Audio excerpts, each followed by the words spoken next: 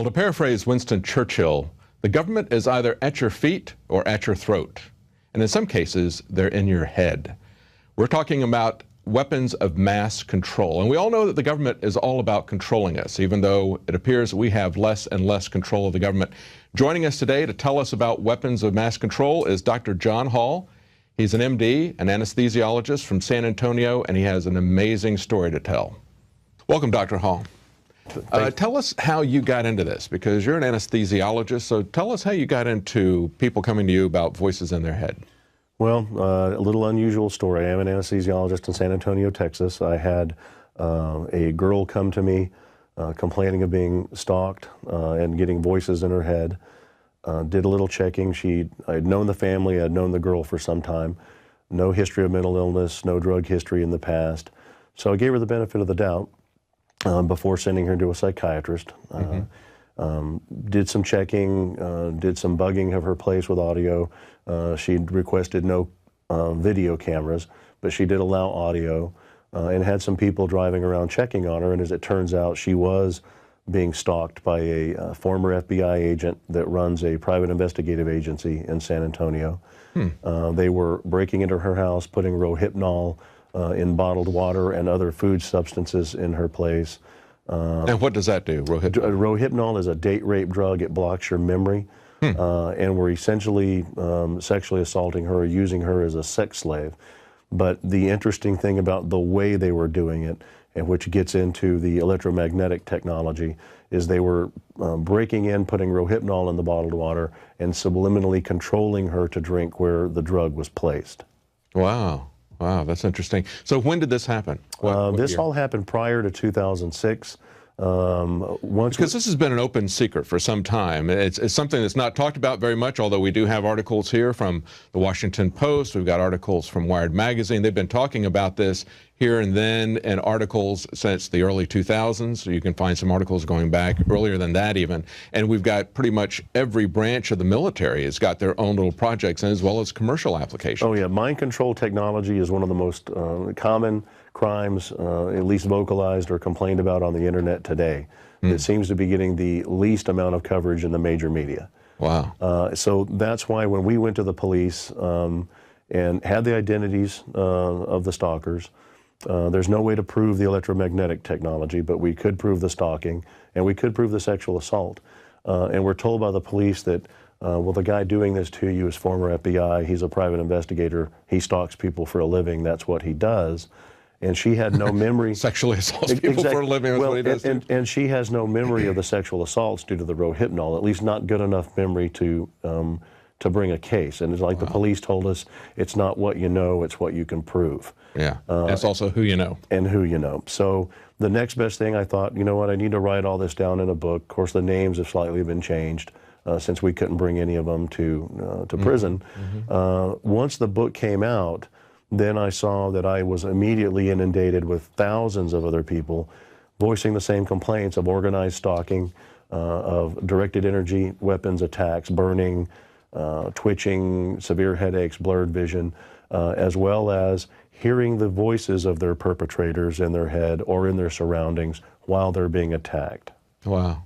Well, let me go down the list of some of these that I came up with. We've got DARPA has a sonic projector that was reported on in 2007. Of course, it had been around for quite some time before then. Army has something they call voice to skull. We got the Air Force using microwaves to create sounds at Brooks Air Force Base. We've got the Marine Corps with their Medusa project. We've got the State Department, as reported by the Washington Post in 2005, working on voices implanted in people's heads. We've got a couple of companies, one that has patented something called hypersound. That's American Technologies. Has also got Holosonic Research Labs, also has a patented version. So the military-industrial complex has been all over this. When you see something this wide, this is not just one little research project from one organization. And this is something that 5, 10 years ago, it was being reported on in even mainstream press like the Washington Post, and yet nobody knows about this. Well, the people who follow the internet pretty closely, and certainly the victims of this technology, know about it. But you're right, there's been a lot of research done into how to put voices into one's head. It was found long ago that if you can put a voice into someone's head, you can do several things. If I put a voice that's foreign to your normal thought pattern in your head, that becomes harassment. and the harassment over time will make you display signs of schizophrenia. When you go and tell people that you're hearing voices, we've been patterned to turnkey see that as schizophrenia and not even look to see if there's a legitimate source for it. If I put a voice in your head that's in your voice, and if you pattern a thought, like I tell some of these victims, when you read a book, you're actually hearing your own voice in your head as you read. If I put that voice in your head, then that becomes a thought, and you'll act on those thoughts, and that's how they think that some of this is being used for subliminal control. Wow. I know that in some of these articles I was reading on the mid-2000s, they were talking about how they were using it as the voice of God, as the voice of Allah, because they figured that it was something that they could use. They thought that people that they were going against that were Muslims were very religious, superstitious. And that was used in the field of battle. The voice of God weapon, which is actually called SQUAD, or Silent Sound Spread Spectrum, was used in the first Operation Desert Storm. That was one of those scenarios where 1,500 Iraqi soldiers disassembled their weapons, got to their knees, and surrendered to 150 Marines who didn't have enough slip ties to tie them all together, because, and this was admitted, that they used SQUAD to put the voice of Allah in their heads to tell them to surrender.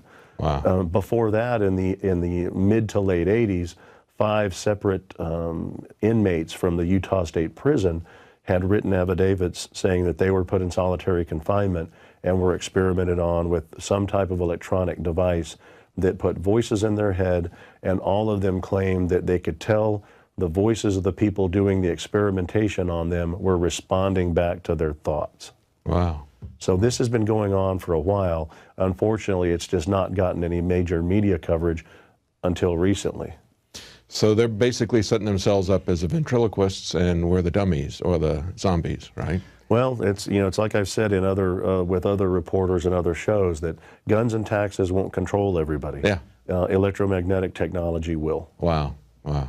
And we know that too. I mean, I've said for the longest time that the IRS really wasn't so much about getting your money. It wasn't about revenue. It was really about controlling you. It was a way of offering you carrots and sticks. And of course, they're only collecting enough to pay the interest to the Federal Reserve. They were created at the same time. But this is something. So we all know that the government is into controlling us, right? And whatever they can use. And they've had very, very simple ways to control us in the past. I mean, they've got the media, they've got schools, they've got the income tax system. Everything that the government is doing is targeted towards controlling us. So, of course, they're going to have every branch of government working on this type of thing, because that gives them very precise control over what we're doing. Well, and with the new revelations coming out about the NSA, 10 years ago when I first started writing about some of this and getting into this type of science, it did seem sci-fi and it did seem far-fetched to a lot of people, especially a lot of people thought the brain was too complex to manipulate that way. Since some of Snowden's leaked records about the NSA, most of us already knew that the NSA was listening to our phone calls. And we were accused of being paranoid. Yeah, and exactly. Right. So now we're accused of being schizophrenic if we hear voices, but we know that there's some reality of that. But it's not too far of a stretch if they have computers big enough to collect all the data on our text, on our cell, and on our emails.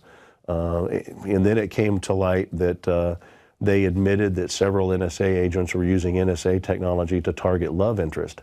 And it was happening so frequently that instead of HUMINT for humans intelligence or SIGINT for signals intelligence, that they actually have one that they refer to as LOVEINT. And these were agents that were actually targeting either girls they saw or met that wanted to watch them, or ex-spouses or current spouses with NSA technology. And it's happening frequent enough that it's called LOVEINT. Well, it's always like any technology. It could be used for good or it can be used for evil. I don't know if there's any good use for putting voices in people's heads, but certainly what this reveals is the dark side of people that are involved in this. And we've seen this in the past. We've seen people very high up in the NSA, like Michael Aquino, who was a Satanist, who founded the Temple of Set. So we know that there's some very dark, I would even say Dr. Strangelove type of characters who are involved in this. So it's really not surprising that that would happen. But we've had some revelations about connections to this, possibly with the recent Navy Yard shooting. Tell us about that. Well, stay tuned. Right after the show, we're going to have a lot more of this interview with Dr. John Hall, and he's going to explain to us the connection between electronic harassment and what Aaron Alexis wrote on his gun, My ELF Weapon. Subscribers to Prison Planet TV gain access to all this content and more, and they get it right away. Well, that's it for tonight. We'll be back tomorrow night at 7 o'clock Central, 8 p.m. Eastern.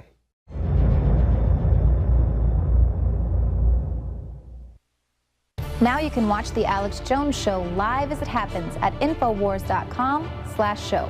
You'll find links to all of our content there and a free 15-day trial for Prison Planet TV. More than 60 movies and documentaries all in one place at Infowars.com/show.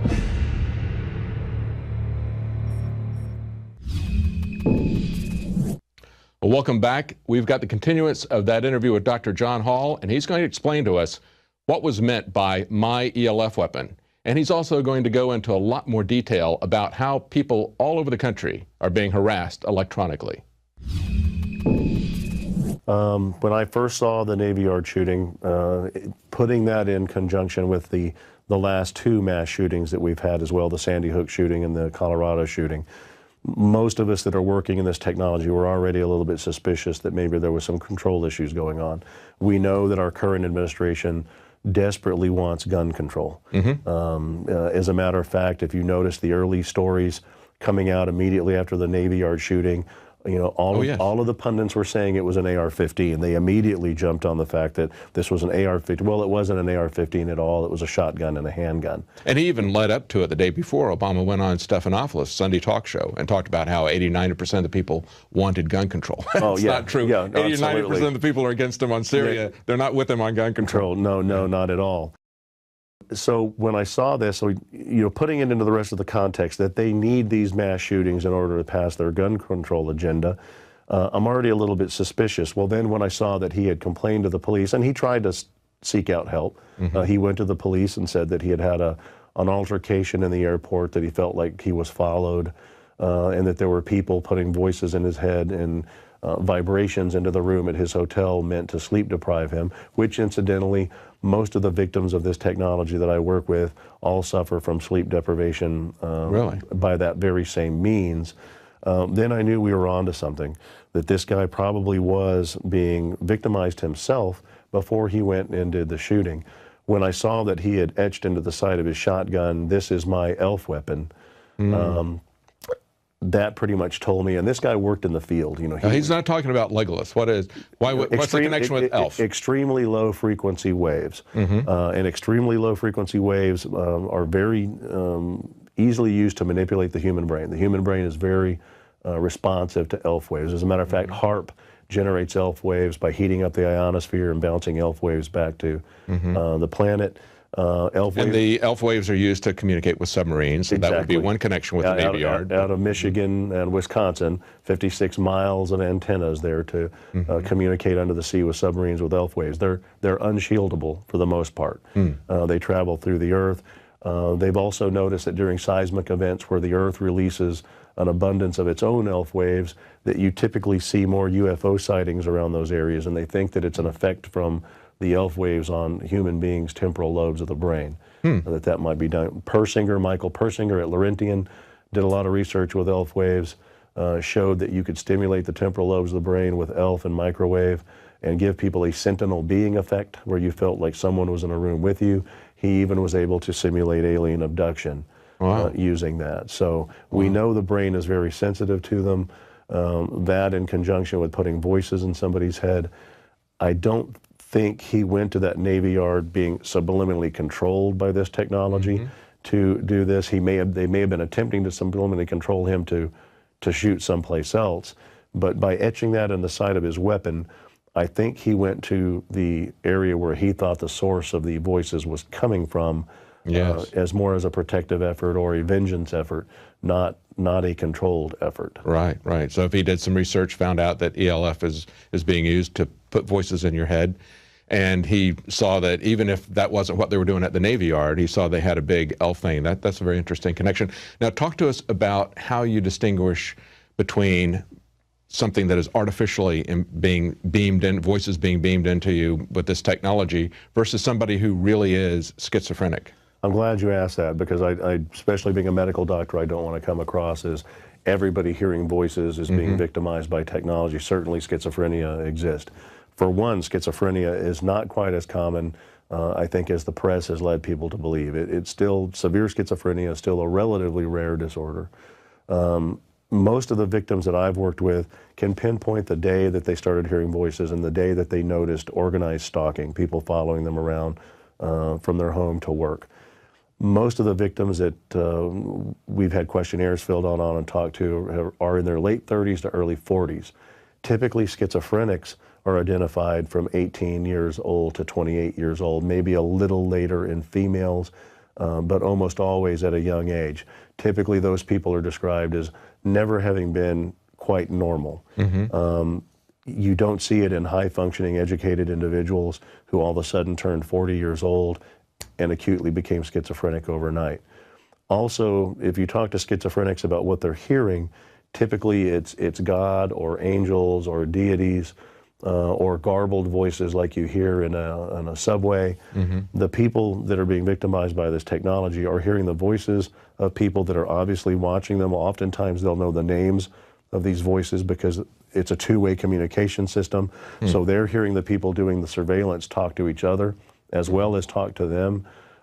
Typically it's their whereabouts in a room is being described, what they're dressed like is being described. So it's kind of a form of harassment then. Well, and that's exactly what the loose term for it is, electronic harassment. So they're not necessarily trying to pretend that they're God. They're just really trying to harass this person and push them over the edge. Exactly. Into doing something. Well, that's interesting. So to sum it up, somebody who has real schizophrenia, it's going to be something that is very early in their life, a consistent pattern behavior from very early in their life. Whereas somebody that is having this done to them, they're going to have a sudden onset of that. Exactly. So they've been perfectly normal, then somehow, and later in life, all of a sudden, like you said, a switch has been flipped. Exactly. And we've done surveys on thousands of these victims, and most of them are educated. A lot of them are doctors and lawyers, educated people that were high functioning, that were successful in their careers, and one day started hearing voices, started being stalked, and watched their lives spiral downhill after that.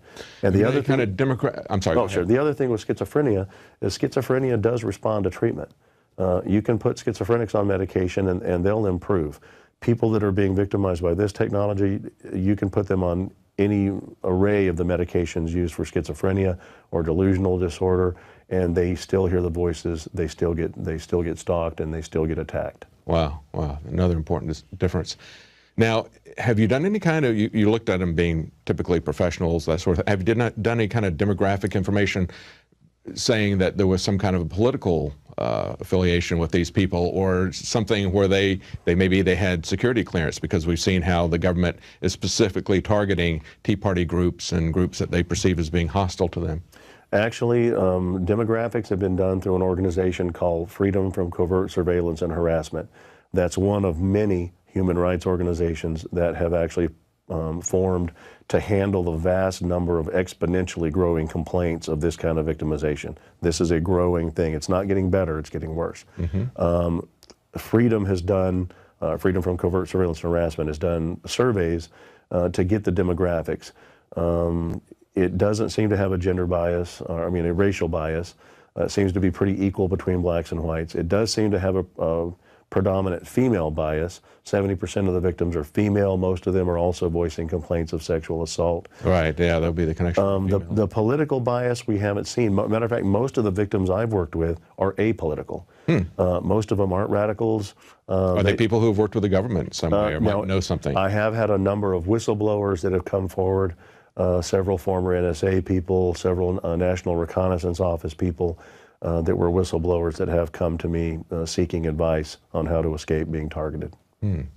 So now you've written a book talking about how this all came. You basically talked about this case that brought you into this, as well as research that you've done, but you're also working on a movie as well. Yes, there was a screenplay written on a movie based on a true story, based on a new breed, satellite terrorism in America.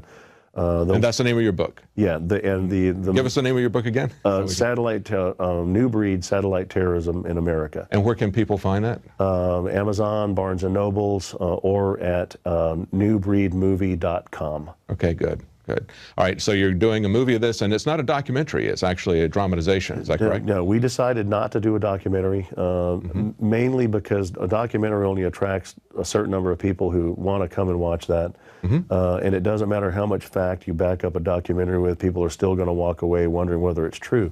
Unfortunately, in today's society, people are more likely to believe a drama based on a true story, or plain fiction than they are a documentary. So we wanted something that was going to be entertaining and educate at the same time. So we've chose to actually do it a drama based on a true story. Oh, that's really smart. That's important too. It's one of the things that we were looking at with the Operation Paul Revere. We understand that when you do a news broadcast, people need to know what's going on. It's kind of like an intelligence report. When you're going to wake people up, we found that a lot of people will look at all this. We don't have time in a news broadcast to go behind and document everything that leads up to this, like we're, even in an extended interview like this. So a documentary will wake a lot of people up. But we also know that more people, as you mentioned, are going to be affected by something that is a dramatization. They can identify with the people, and it seems more real to them than if you carefully document everything in a news report or an article or a documentary. If they see a fictionalized report, it's a very powerful thing. Yeah, exactly, and that's why we kind of went for that genre. Everybody wants to go see a good movie. Only the believers are going to come see a documentary. That's right, that's true. So as you wake people up, what would you like to see happen to stop this?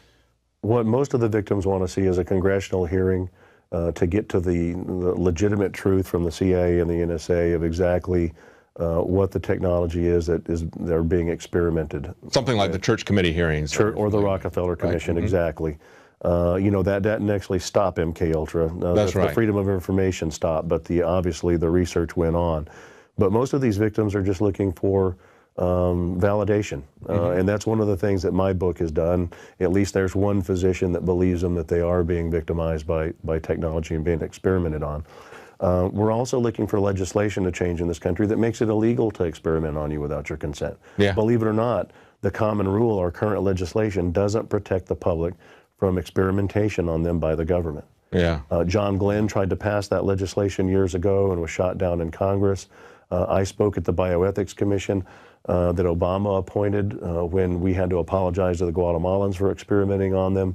I was the only person there that pointed out the flaws in the common rule, that the common rule is so poorly written that it allows us to be experimented on. Oh, absolutely. We've covered cases where the EPA is feeding diesel fumes directly to people and trying to make them sick so they can change the particulate regulations that they've got going. So that's kind of the two things we're really looking for, and of course looking for it to stop. And if we can make non-consensual experimentation truly illegal in this country, then at least hopefully that will help.